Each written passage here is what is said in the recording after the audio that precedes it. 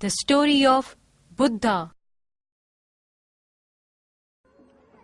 Kapilavastu is a small kingdom located in a serene surroundings in Himalayas. Though the kingdom was small, its fame was spread far and wide. The ruling king of Kapilavastu was Suddhodana and his queen was Maya Devi. One day, Queen Maya Devi dreamt a very strange dream, wherein a white elephant with 6 tusks poked into her womb. Though the dream was terrifying, she sensed a very pleasant feeling within her. 10 months later, Queen Maya Devi left to her father's place, Lumbini. But on the way, she gave birth to a male child. After the birth of the child, the surroundings became suddenly very calm and quiet. When the king got the news, he brought back his wife and child from Lumbini to his palace. Just then, sage Asitha came to visit them. The king and the queen named their son as Siddhartha. This boy is a blessed child. He will either be famous as king of kings, or he shall be a great sage. The king had high hopes that his son would be a great king. On the 7th day, Queen Mayavati suffered from acute illness. She summoned her sister, Prajapati, and took an oath from her that she would bring up Siddhartha as her own son, saying that Mayavati died. Siddhartha grew up receiving all the motherly care and love from Prajapati. One day, when Siddhartha was in his garden, he saw a bird fluttering in great pain with an arrow stuck to it. He took the arrow out and saved the bird. Just then, Devrat arrived there to see his bird he hunted in Siddhartha's hands. I shot the bird, so it is mine. Give it back to me. I saved this bird, so it's mine. Some years passed by.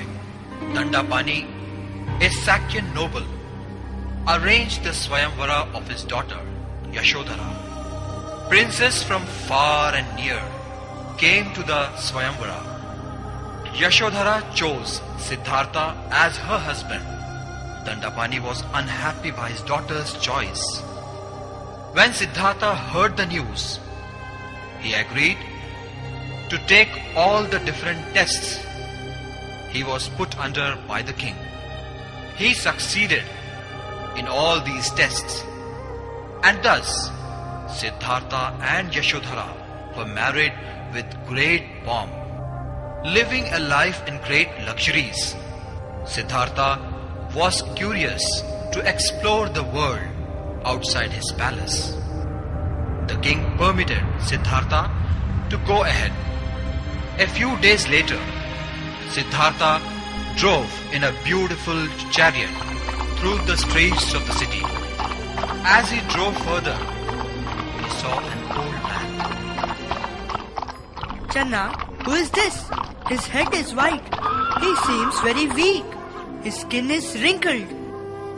He is an old man, master. He is bent with age. Does everyone get old, Channa? Will my Yashodhara also grow old?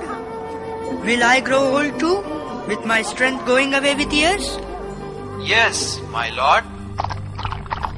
Stop the chariot, Channa.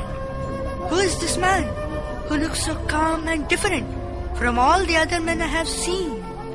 What's the matter with this man, Channa? He is ill, my lord. Is disease peculiar to him? No, my lord. Anyone may fall ill in his lifetime. Even I? Yes, Master. Even you and me. Why are they carrying that man, Channa? He is dead, my lord. Is he the only dead man? Or do others also die? Everyone who is born has to die someday. I feel sick. Channa, let us return back to the palace. Yes, my lord. Before leaving, the prince returned to the bedroom of his wife. He saw his wife and child fast asleep. He left the place without disturbing them. He left on his chariot with Channa. After going little further, he gave away all his belongings to Channa and asked him to return to the palace. Siddhartha went in search of the great sages of those days. Not satisfied with their teachings, he entered into the thick jungles of Urubilwar. Siddhartha drank only water and ate only fruits and herbs. He slept on the hard ground. After some time, he started eating only one heap grain every day. This made him weak.